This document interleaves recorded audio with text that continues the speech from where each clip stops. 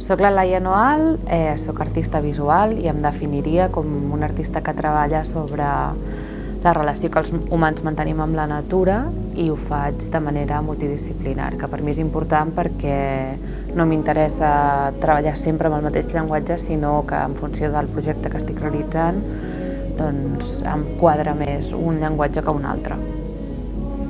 Les meves motivacions a l'hora de crear jo diria que són sobretot explorar com nosaltres hem anat impactant al llarg de la història el nostre entorn, la natura l'hem transformat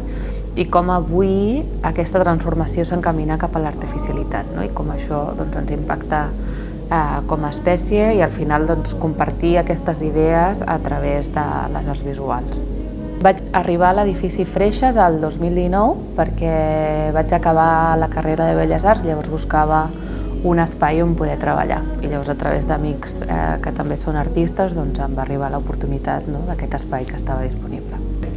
El meu últim treball està composat de diversos treballs, llavors hi ha una instal·lació que s'anomena Entre el foc del cel i el foc a sota terra i d'aquí neix Buit, que és l'última exposició que he realitzat. Vaig fer una constel·lació a partir d'un incendi que hi va haver aquest estiu a Portbou, llavors vaig recol·lectar 8 elements creant una constel·lació i això ho vaig relacionar amb les fases lunars perquè m'interessava treballar amb un element que sempre està transformant-se però alhora sempre està repetint les mateixes fases. No puc triar una obra només que m'identifiqui més perquè al final crec que cada obra identifica un període creatiu en el que jo estava treballant diferents idees, llavors no puc quedar-me només amb una. És molt difícil dir amb quina part gaudeixo més, crec que gaudeixo molt amb la part inicial en el que s'estan gestant les idees, estic com trobant què és el que vull fer, també perquè molts cops el que utilitzo és el caminar com a pràctica artística, llavors això ho gaudeixo molt,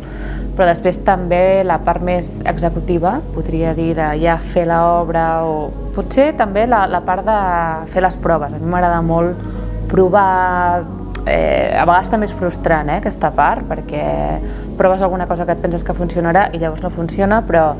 hi ha alguna cosa que et fa estar amb una tensió que és molt interessant. Jo diria que l'impacte que busco generar al receptor és el que a mi també m'han provocat les obres d'art que m'han marcat, tant de bo sigui així, però seria obrir finestres a noves maneres de veure el món. A mi al final les obres que a mi m'han impactat m'han obert